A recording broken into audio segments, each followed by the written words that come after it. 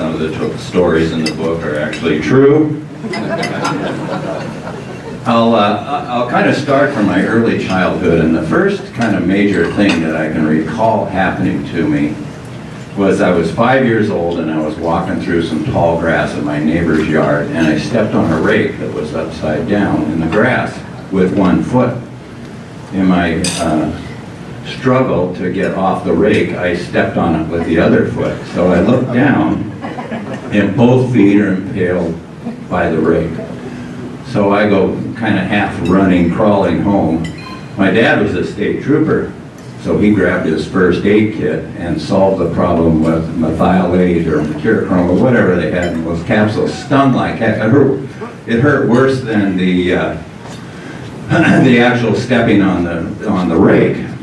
So this is before troopers and stuff had health care, so why take the kid to the doctor? I've already doctored him up with methylate.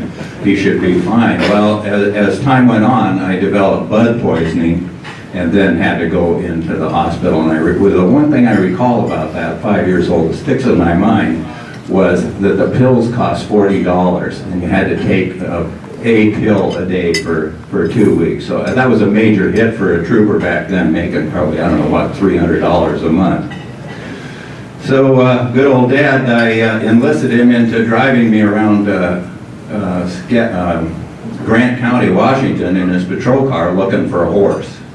And I finally found one, and the horse was for sale for $100 if the rancher caught it. Or if I caught it, it was $50. Well, I elected to catch it. So I enlisted a couple of buddies of mine to go out and chase this herd of wild horses. It was a well-bred horse, but the guy was raising palominos. And whenever he got an off-colored horse, he just turned it loose on 20,000 acres. Well, after 3 days, we finally caught the horse, and I proceeded to break it. Got thrown a couple times. One time in my yard, after I'd ridden him for about 60 seconds, I thought he was broke, so I hopped on him in my yard. And what I remember was looking down on my house, the roof of my house, from the horse, as he went clattering off down the street. I caught him. Finally, I figured out, well, this isn't working too good. He's going to buck me off every time. So I built a little bucking chute, and I sat on him every day for a week and kind of got him gentled down. And I decided, well, now it's time to gallop. You know, 13-year-old kid, what's he want to do with a horse? He wants to gallop, run fast. Well, the horse wouldn't run fast. He'd just trot, and the more I courted him or spurred him, the faster he'd trot, but he wouldn't break into a gallop. Well, I'm an intelligent 13-year-old. I know horses are deathly afraid of fire. So I enlist my buddy to set a tumbleweed on fire tied to a rope that was tied to my saddle horn. I figured when he saw that, he'd take off running. But guess what? He didn't. So I said, well, I'll just scooch it up a little bit and kind of get it close to him, and when it gets close to him, then he'll take off. Well, guess what? He did. And then, of course, the sagebrush bouncing through the cheatgrass burned 2,000 acres all the way to the garbage dump. I quickly got home, put him away, and I never told anybody about it until years and years later.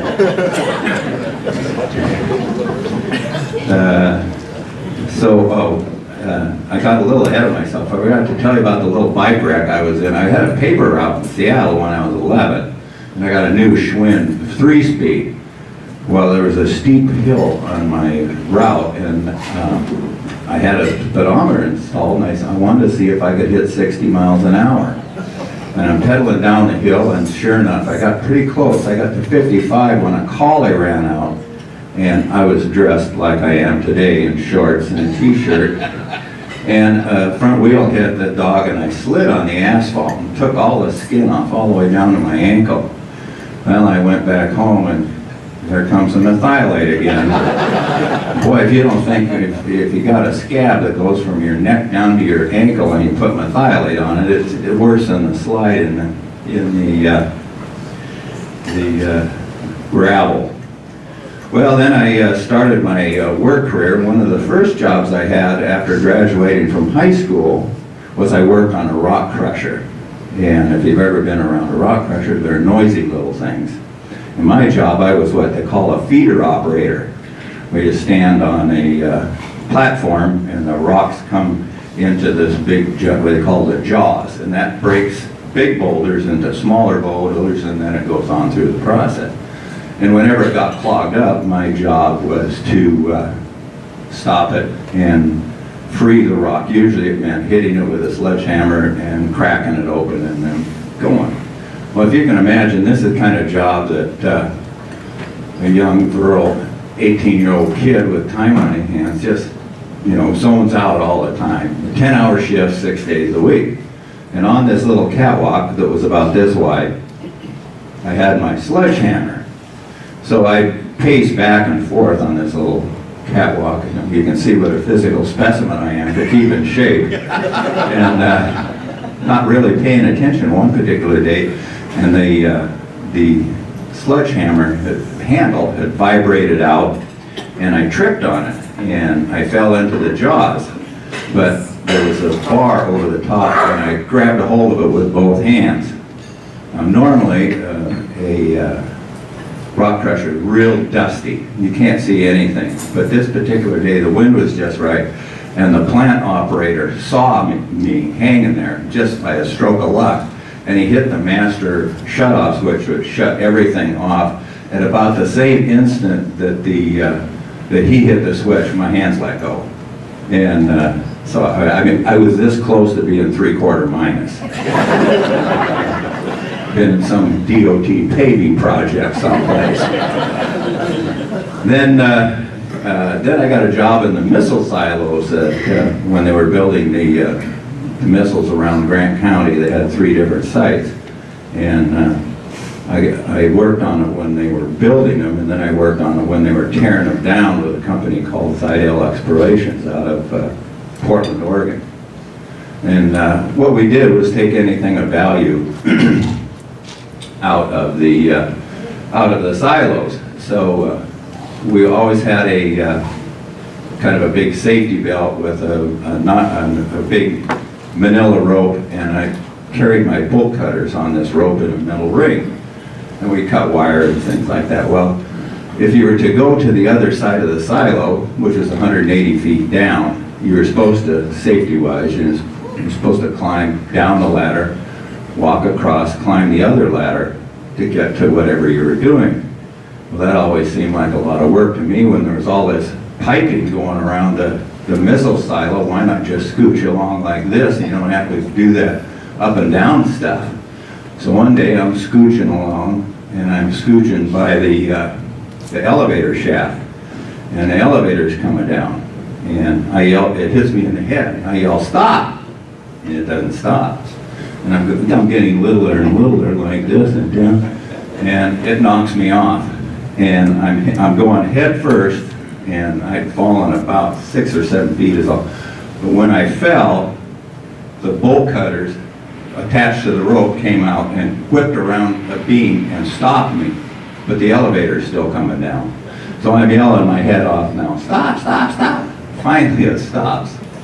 And I talked to the guy running it, and I said, "Geez, didn't you hear me yelling the first time?" He said, "Well, there's 2 ways you could run this elevator. One was inside was a button, and the other side you could stand on the top of it with your foot with a toggle switch."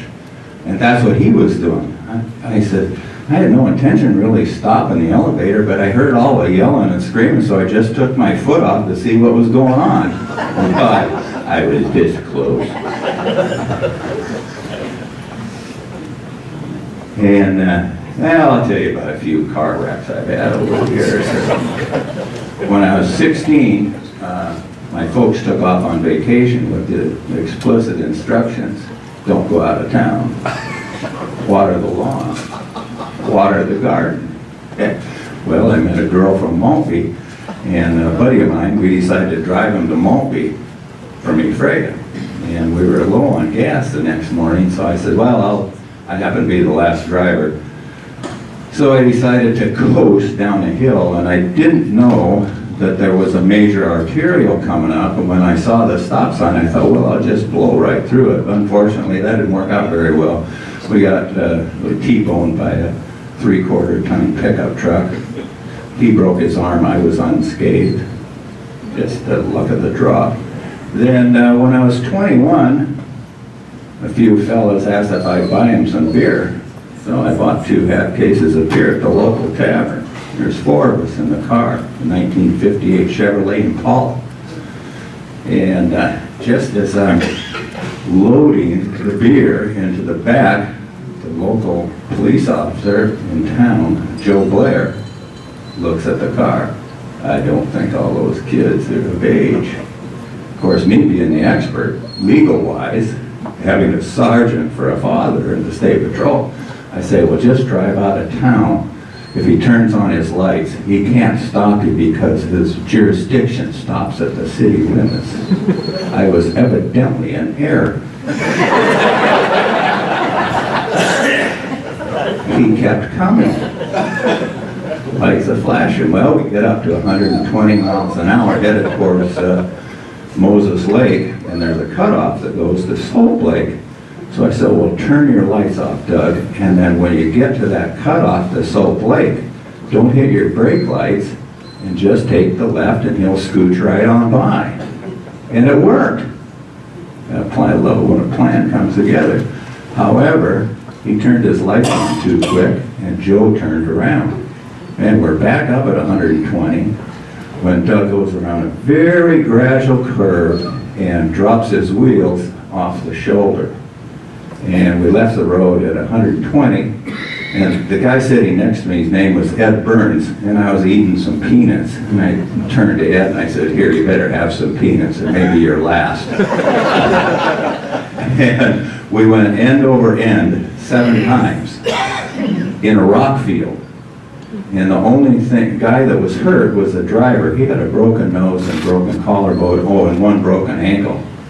So we're at the and of course, because there's chase involved, my father happened to be on duty.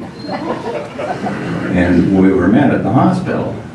He was a little upset with me. He looked at me and he said, and smoking too, I had a pack of cigarettes in my pocket, and he ripped it off and threw it on the floor and jumped on it. I said, Dad, this is calm down. You're starting to embarrass me.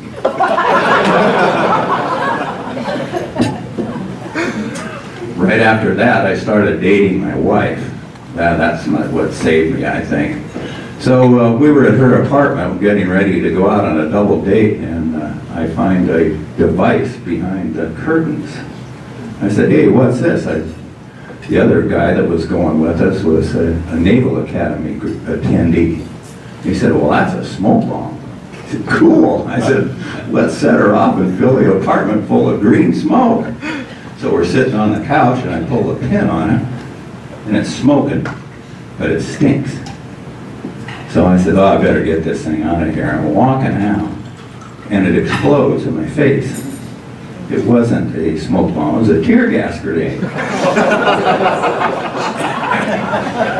My parents happened to be vacationing in Burlington, Washington at the time, and Trooper Robbie Robinson knocked on the door and said, I have some bad news for you. Evidently, your son got a hold of a hand grenade and pulled the pin. Boy, were they upset when they found out I was alive.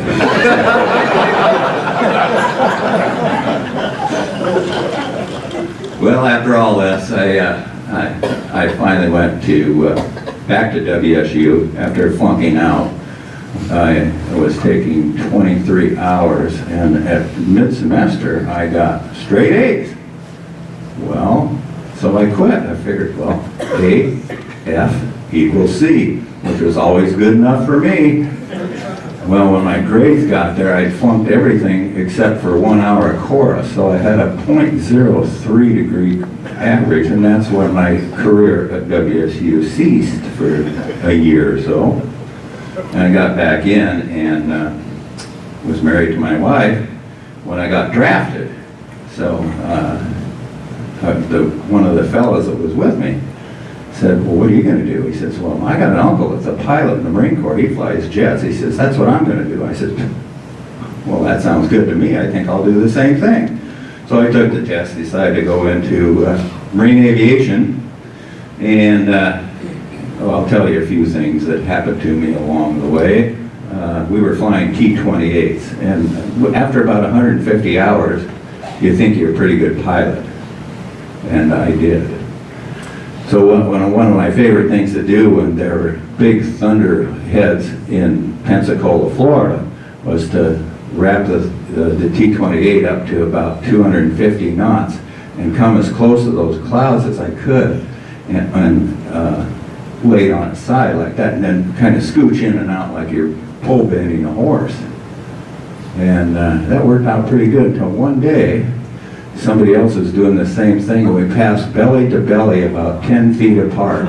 And I thought, God, of course you're not supposed to fly close to clouds, that's an AFAA violation, but I didn't think there's anybody around to see me. But I thought if it was an instructor that it'd be all over. Well, what happened was there was just a little click click, and I click click, and we went on our way.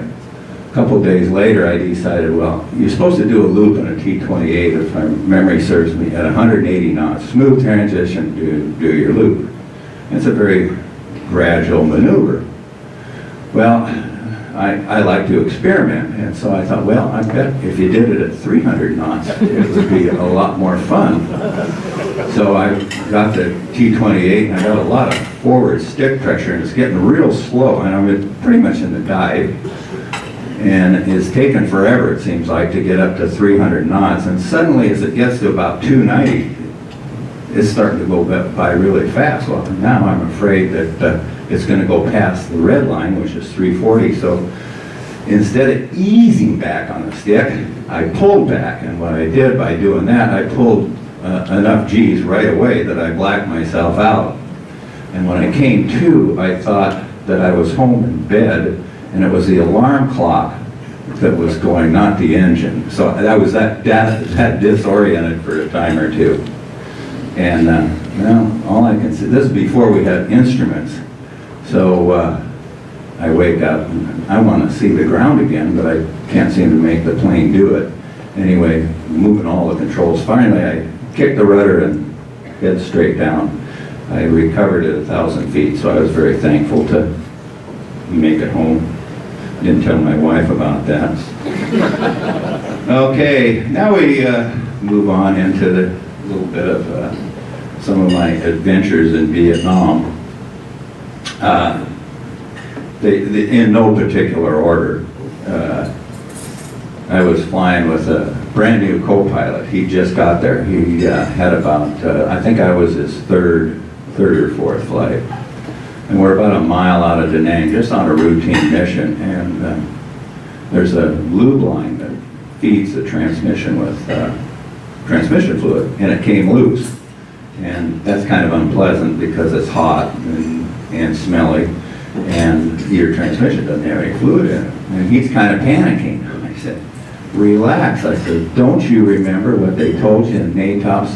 The Boeing engineers had run this transmission for 30 minutes with no oil whatsoever before it seized. I said, shoot, we're 5 minutes away, tops. Okay, so he kind of calmed down a little. So I did declare an emergency, and we landed at the base at Marble Mountain. No, I didn't. I take it back. We landed at Da Nang, the Air Force part of town. And I pulled the engine condition levers back, and the rotors made one turn and stopped, and then the thing burst into flames. So we had about 30 seconds left, not a half hour like the Boeing guy said. That was one helicopter I destroyed. I understand we have some Air Force folks in the room here, and I'd just like to give a shout out to the United States Air Force. They gave me one of my more thrilling adventures in Vietnam. I was flying a night medevac, circling, waiting to go in. The Air Force was dropping flares. Lights up the zone. Beautiful deal. I'm well away from where the flares are dropping. All of a sudden, a big bang hits. I thought we'd been hit by an artillery shell. I look in the back, and we're on fire. All the fuel and hydraulic fluid, jet fuel, on fire. It's just a big fireball back there. And it knocked out our rate. What happened was one of the flares came through my rotor system, ignited in the engine compartment, and the crew chief came running up to me and goes, sir, because I had no ICS that knocked out the communication. He said, you gotta put it down, we're on fire. I said, well geez, I said, we don't have any engines, what do you think I'm gonna do, circle around up here? So we landed in a rice paddy, the aircraft burned down to the water line. Another 46 I destroyed. And another night medevac story was, we were only to fly night medevac in a true emergency. In other words, if we didn't go get this Marine, he was going to die. We had routine medevac, which would be minor injuries, priority, and emergency. An emergency medevac means somebody is going to die unless you go help them. And that's what we did. At night we stayed in this bunker with a helicopter all cocked and ready to go. And so once we got the brief, the coordinates where the Marine was, we jump in, start up immediately, fly and go get them. So this one night it's really horribly during the monsoon. It's a big rainstorm, and normally the package was 2 46s and 2 Cobras. So we get an emergency extraction up in the Quezon Mountains, and I tell the other two, the Cobras and the other pilot of the force, I said, I'll go alone. I said, no, hey, bad guys aren't going to be out in weather like this anyway. I says, we got a bigger problem running into one another than worried about suppressive fire.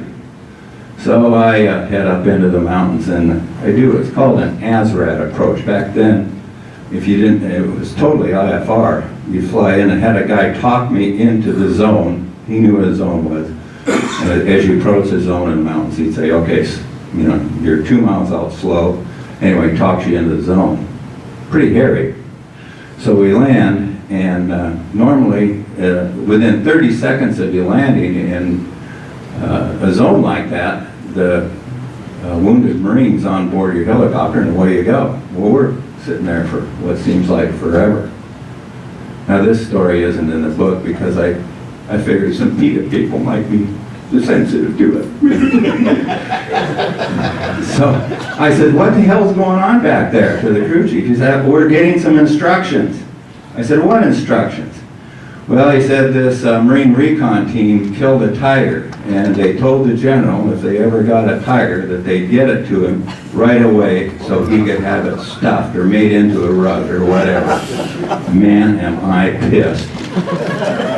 So I says, okay, let's go to the general's house, and I hovered about 50 feet over his swimming pool and gazebo, and I said, okay, shove the tiger out. And he did, and it splattered all over everything. Well, the general wasn't real happy, and my CO wasn't very happy, so I was arrested. I mean, I couldn't go to the old club for 2 weeks and watch movies and drink, but I could still fly. But if I wasn't flying, I had to be in my hooch at all times for 2 weeks. That was my punishment. Then, kind of a little bit before that incident, 4 of us guys decided to head over to the other side of the runway where the Army had its facility, and they had brown-eyed nurses there, and they frequently had a band. And so if you could con one of your buddies in the squadron to just hop over, land, drop you off at their old club, you could dance and party.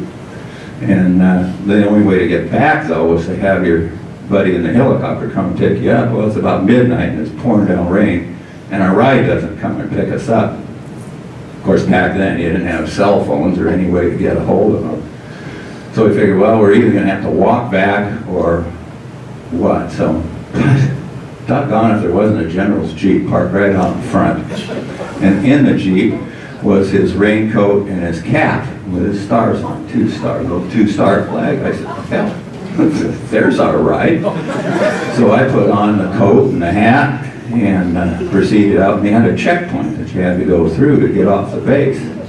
And the MP standing there looks at me, salutes, and I go, carry on, young man.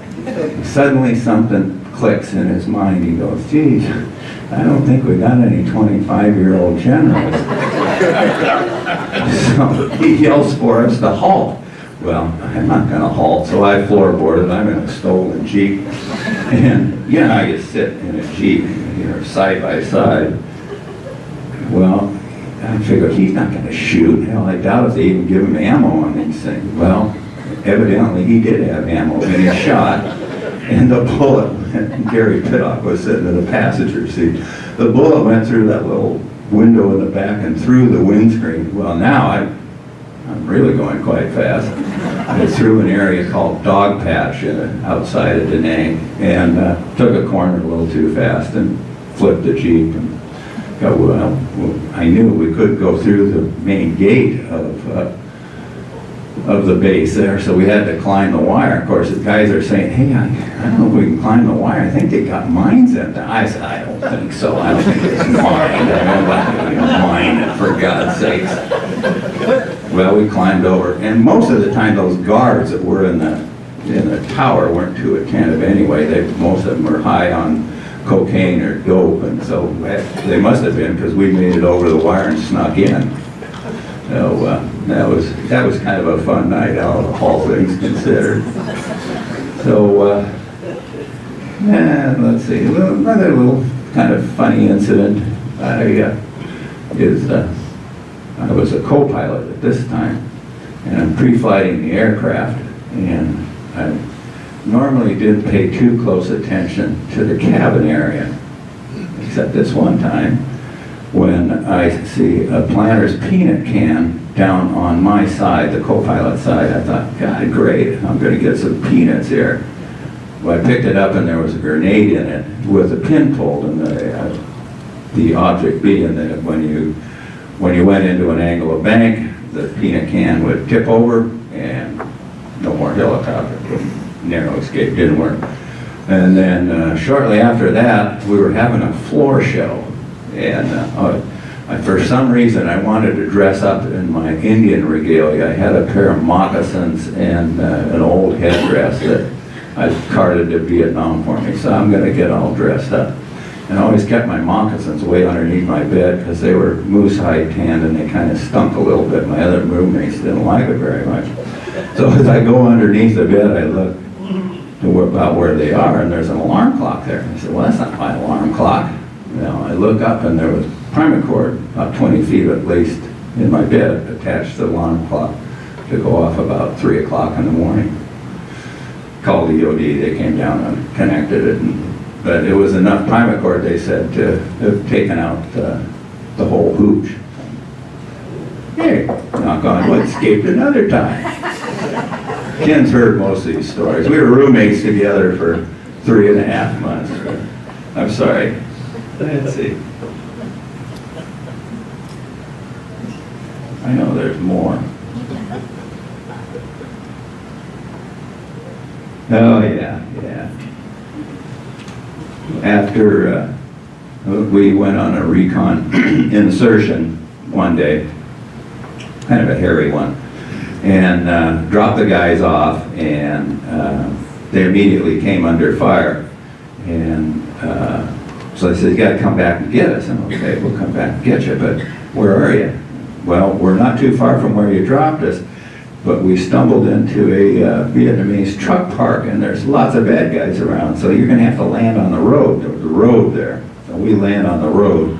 And I remember looking back, and these guys are running like heck, and there's guys chasing them, and the radio operator got hit in the back, but once we landed, they turned their fire to us, and they started, well, they know if they shoot the helicopter, yeah, they're gonna catch everybody, but they kept peppering us, and when we got back, we counted, we had 88 holes in the helicopter, and still flew just fine.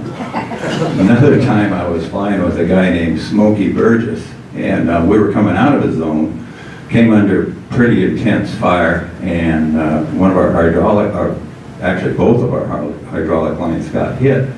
One went, and I was co-pilot, one went to zero right away, and the other one was dropping slowly. And I says, you're losing pressure, number 2. He says, you got to put it down. So we trimmed it up into a landing attitude, and then number 2 went. But we're coming down, which is a good thing, because you can't move the controls at all. It is absolutely frozen. But we're getting close to the ground. As we get to the ground, the helicopter got into ground effect, and it started going back up again. He says, pull the ECLs. Now, if I was smart, I would have pulled just one of them. Then we would have settled down, been probably a pretty nice landing. But of course, I'm thinking we're going to die if I go. So I pulled them both back all at once, and we crashed. And the helicopter was destroyed. I feel so bad for the government, all this money that I wasted. And a few things happened to me in Vietnam. Lucky to be here. Then I get to the beautiful shores of Hawaii, and I'm on my first flight. Guys showing me around the Hawaiian Islands, showing me where the nude beaches are, showing me where all the interesting stuff is. And we fly over Waimea Bay, and there's a bunch of sunbathers down there. We go up to Waimea Falls, look at the falls. He turns around. I'm a co-pilot. I'm just watching, looking down at the river. And we get to the beach, and I look up, and there's the power lines. I mean, like right in front of us. 4 of them, 4 46,000 volt power lines. And it hits right on the only flat part of the helicopter. It's about that big. And what my mind is telling me is that, God, this is going to flip us upside down, or it's going to shoot us back like in the Roadrunner cartoons. But it didn't happen. And we broke through, knocked all the plexiglass out of the front of the aircraft. Our crew chief was holding on to the side of the aircraft. It blew him all the way across the helicopter. All 4 of the power lines were severed, and they hit the beach, and none of them hit a sunbather. One of them hit the lifeguard stand, which was metal, and blew the lifeguard out and broke his leg. Now, if you can imagine, quite a few phone calls were arriving at the base about this time. So we fly it back to the base, and the general is waiting for us, and he is an unhappy camper. Nothing happened to me other than I got a letter of caution. They said because I was an aircraft commander, I should have recognized the hazardous situation and taken appropriate action, but I did not. Anyway, they took the pilot's wings, and that was the end of his aviation career. So that's kind of just a thumbnail sketch of what's in the book. If anybody wants a copy, it's a huge $10. I'll leave it for that amount of money. I'll even sign it and say something really tender and sweet to y'all. I appreciate the time, and Casey, what a heck of a guy you are. Thank you very much.